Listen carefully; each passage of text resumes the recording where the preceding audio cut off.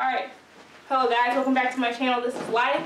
Today we're going to start a series called Sickle Cell Family Journey. And today we have my mom. Hello. Hello. And today we're going to be interviewing her and discussing about sickle cell and finding out and all that great jazz. Finding out what? So first question, that's what we're going to talk about. Oh, okay. First question. Okay, I'm ready. I know the answer. You do? Yeah. Do you need to phone a friend? Yes. I know the answer. Okay. How did you guys find out that I was going to have sickle cell? Okay, I know the answer to this. Thank you. You need to phone a friend? Yeah, I need to phone a friend. Call Dad. Hello? Yeah, honey, how did we find out your child had sickle cell? Well, we found out that you had sickle cell through blood testing. So after a child is born, they do all this blood work. They had to do extra blood work for you because your dad and I both have the trait, and they wanted to see if you had sickle cell. So they had to do extra blood work. I forget the name of the test. It was like a prick and poke? Mm-hmm. Well, that's what they did. I miss those kinds of needle tests. Yeah, you're too old for that. I know. Stop being a baby. But those are the simple ones. I don't like the ones in my baby. Why are you... This is my moment. Sorry. Cue spotlight. My goodness. So yeah, they did blood work, and when we had your 2-week follow-up, that's when we found out you had sickle cell. So follow-up question with that is, did your family tell you that you had the trait, or did you like find out? Your nana told me I had the trait, and she tried to teach me as best she could about what it was, but I don't think she even really knew. Yeah. Hell, I don't even think my dad even really knew what it was, but I know he knew how devastating it could be because we actually have a cousin, right, his nephew, that has sickle cell as well. So. Okay. So were there any concerns like taking me home when you guys like first took me home from the hospital, and did you get, as new parents and being young, now that you're not young now, you know. Girl, you better give me my 40 years. Hello, somebody. But taking me home, were you scared because you guys are new parents, and we were stationed at California at the time, right? Because my dad's still in the military, but mom got out. But at that time, was there any concerns? Were you afraid? I don't think there were really any concerns other than how do we care for this new little person that's in our lives. I don't think we had any more concerns, at least I didn't, as far as how to care for you. I mean, off the bat, I knew I wasn't going to treat you any differently because you had sickle cell. I knew right off the bat your illness was not going to define you, was not going to define how we raised you. So right. The only thing, like I guess any new parent would be, will we be good enough? Or I'll speak for myself. Will I be good enough as her mom? Will I be able to teach her, you know, the things that she needs to know to make it in this world? But I don't think my concerns were any greater for you than someone another parent who's had a child that doesn't have an illness. Is there anything you learned, like, did you do any outside research before you started taking me home and taking care of me, and before you had me, or anything like that? That's what I loved about your doctors in California. They were great. Do you remember their name too? Dr. Pelzinski and Dr. Shania. What up, if you guys are still around? But that's what I loved about them. Off the bat, they gave us this book regarding sickle cell, and I immediately, yeah, I still have it. I immediately started reading that, highlighting stuff. Your doctors, you know, gave us more information about travel, and just tried to really educate us because they were specialists regarding sickle cell. So, like I said, my mom, she did her best to give me as much information as she could but I don't think she knew like about pain crisis or acute chest. You know, all the all the stuff that you may have to endure. So, but yeah, that, like I said, that book was a great help. And then internet wasn't, I mean, it was popular, but you know, research then about sickle cell was very sparse because it's considered, or it was considered, and I think for the most part still considered a black disease, but it's not. It's not, right. So, which shocked me because that's what, you know, one of the things my mom told me, well, you know, black people have it. You know, like, okay. Okay. Right. Moving on. Now it's mainly African Americans. Right. So the right. terminology, you know, regarding sickle cell is not just a black illness. You know, if a person is from, you know, have Mexican or African American, of course, and Caucasians even get it. Yeah, well, it's not get it like, well, yeah, but can inherit it. Yeah. So I'm trying to think the region though. But anyway, it's not just an African American illness, which, like I said, was Hispanics. It was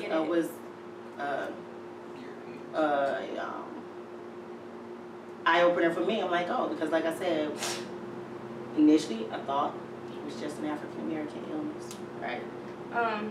Now, when you think of seeing people, children with different disabilities and how they were raised, did that, because you raised me saying you have it, it doesn't have you. Now, did you think of that from like jump since I was born, we're not going to raise her to think that? Did you just not hear the past conversation we had? Well, I want to make it more clear for our audience to understand, and so we can get an insight of how you probably went through that debate in your head if you did.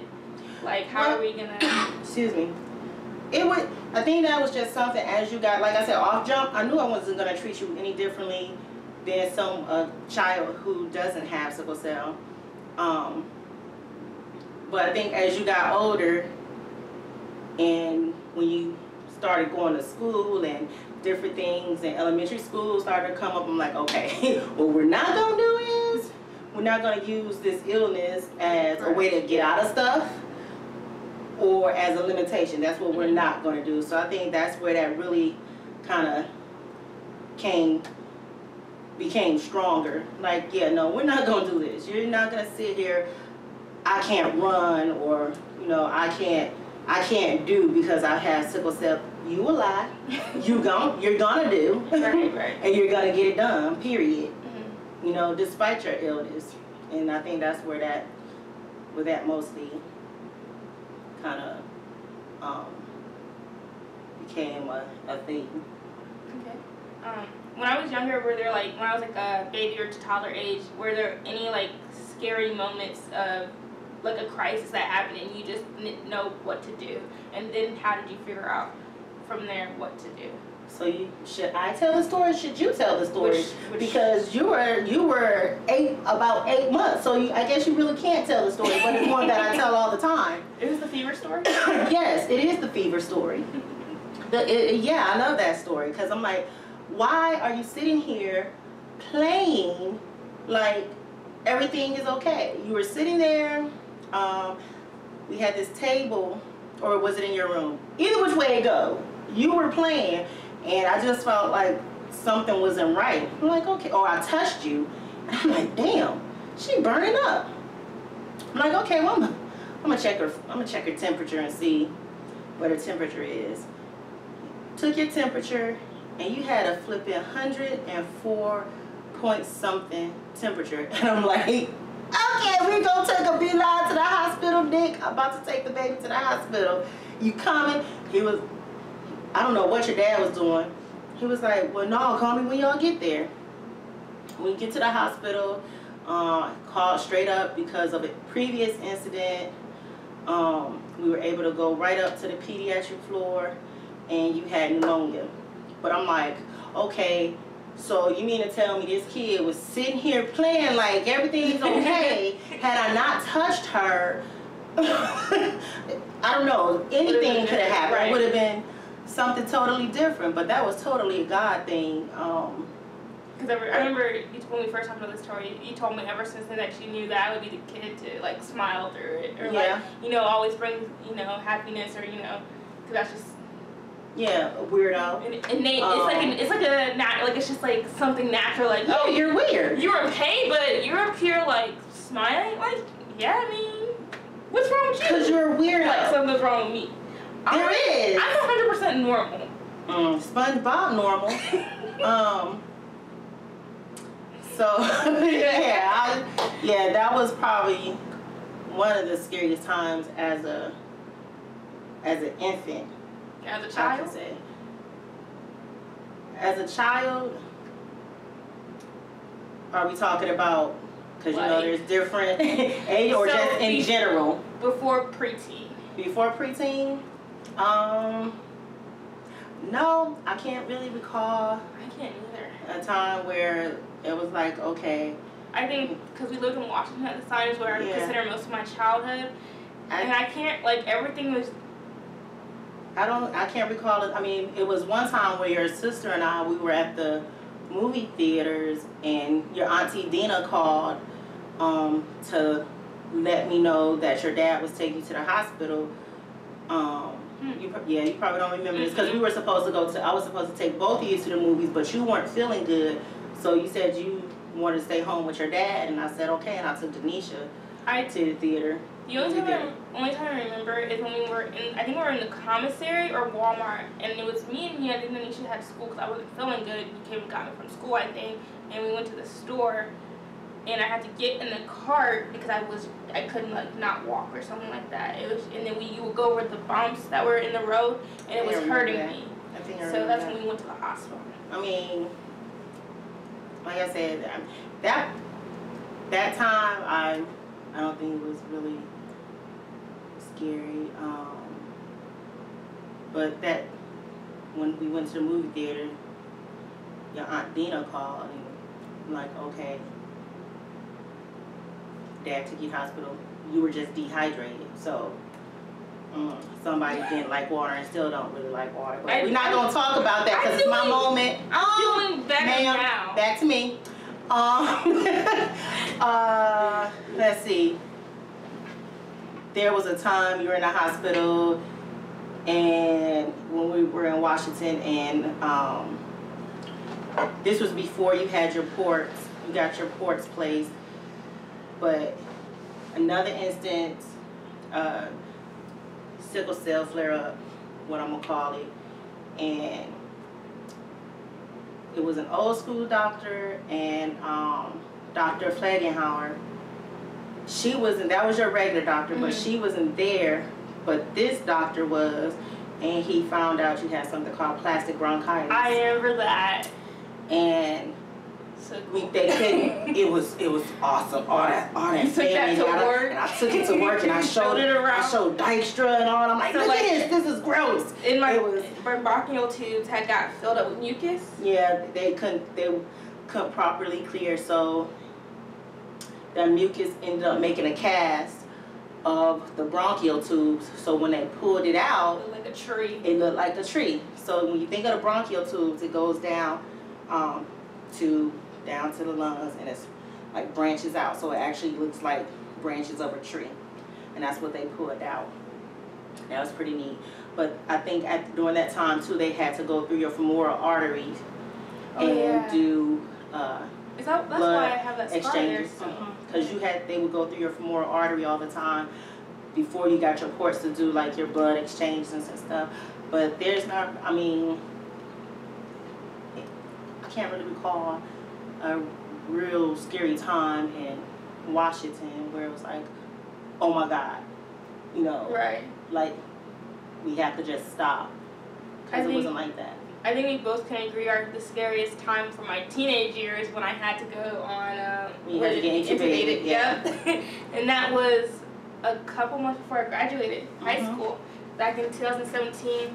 So I don't know exactly what happened. I think I got pneumonia again. You got sick. That I want to say it was like I think Monday. A Monday, and your dad took you. Let me back up. It was actually like somewhere between Saturday and a Monday, because your dad took you to the hospital because you were like, I'm not feeling good. Something's wrong. Mm-hmm. I'm just not feeling good. And your dad took you to Birmingham to the Children's Hospital, and they said, oh, everything's fine. Her blood work checks out. Okay. All this other stuff, and you were just like, I still don't feel right, Dad. I don't want to go home. And for whatever reasons, they told you guys, well, go home. Right. If things don't improve, come back. And then I went sure to school. Went to school, pushed through it. And but we had to go back that following night. Yeah, that was really awkward because we went back because Dad was going to call an ambulance at first because he didn't think because the way I was breathing and how I was feeling. Well, then because they had the time when you went before, everything checked out, you were good to go. Your counts were, your red blood cells, all your lab work was fine. So they didn't, like, this is not matching up to what you're complaining about. And sometimes when that happens, I just feel like, is it real? I start questioning myself, like, is this all in my head because it happens so many times? Like, am I sure I'm not making this up? But then when it doesn't back it up, it makes me think I'm going crazy. Right. But you're not the only person who feels like that either. Right. But we went back that following day or a couple of days later or whatever, and sure enough, things just wasn't right. So whoever was on, I can't remember who was on call, wasn't Dr. Liebensberger, but whoever it was from the HEMOC ONCOC clinic,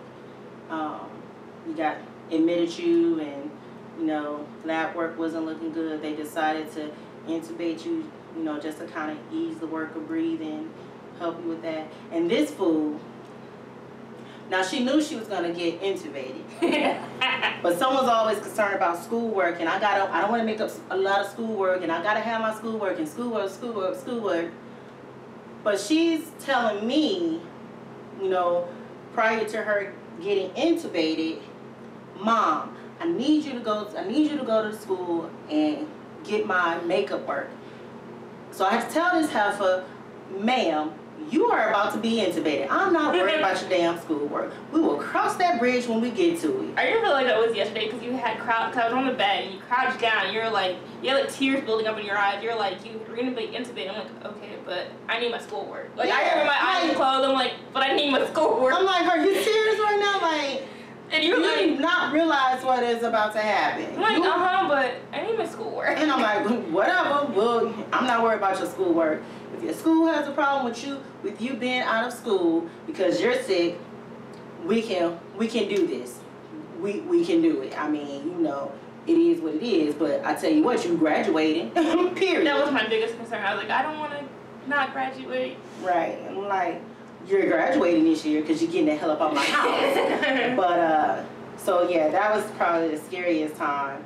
I think for me, I don't know about for you, but just during the course of your life, no, I'll take that. Yeah, even with recent stuff, recently, I think that was probably the most. Yeah, that was the most concerning out of everything. That and the one time when you had to work because you were working night shift at the time, and I think I know what you're about to talk about. For some reason, I don't know why we didn't go to Birmingham, but we first went to Baptist closest to our house, and then I got transferred to the Baptist in Montgomery, and then they had transferred me to Birmingham. Do you remember that? I remember that, but I thought you were going to talk about the time I had just got off work and you had to call Christina. Oh yeah, I remember to come knock on the door because you couldn't move. Because I couldn't move. I don't remember. I either went to the bathroom or trying to leave the bathroom. You just finished using the bathroom and you were trying to get out, but you couldn't get out. You like had crawled out the bathroom. You couldn't make it, and I guess you were calling my name, but I was asleep because I had just got off that morning. And I remember I had texted you earlier that day saying I didn't feel good. Yeah, and Christina came to the house and kept ringing the doorbell for you. And I was mad as hell because I'm like, what we don't do is ring the doorbell after I just got off first thing at boarding, but I went to the door because it was just just one of those ringing of the doorbells was like important. Why we're annoyed. And I answered the door and she was like, hey, Nikayla told me to come here because you won't wake up. She had tried texting you. She said she couldn't. She's having trouble moving. And I saw you on the floor. I was like, I got it. But by that time, we were able to get you up, and I was able to help you back to the room. But like I said, even out of all that, I think you being intubated was still the most. Yeah, I forgot about that. Yeah, being intubated was the scariest. Cause I remember I woke up from being intubated. Like I was still intubated, but I woke up during somewhere. But I remember I tugged. Yeah, I tugged my leg, and I'm like, I'm strapped down, and I can't talk obviously because I got a tube, and I started crying. And that's when our great aunt came to visit, Aunt Judy came to visit to Alabama, and she saw me. She started patting my tears away. She was talking. I'm about to cry now, but I remember that.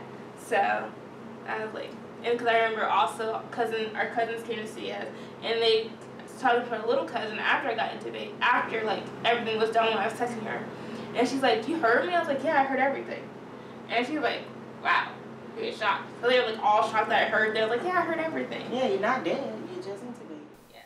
And next time on Sickle Cell, a family journey. I'm like, I don't even like you. Like, why are you even here, you know? Right. Sickle cell sucks. It sucks. Yeah, it sucks. But so we're talking about how it sucks. Did it teach you, like, anything as you, like, just grew up, like, and growing into more of a getting older and stuff that sickle cell teach you, and then having a child with sickle cell that teach you much? Other than it sucks. I mean, it sucks. It really sucks. It just sucks. It's just one of those illnesses that's not well researched. I mean, the research is getting better. Thank you for watching. Make sure to subscribe, like, comment, and share.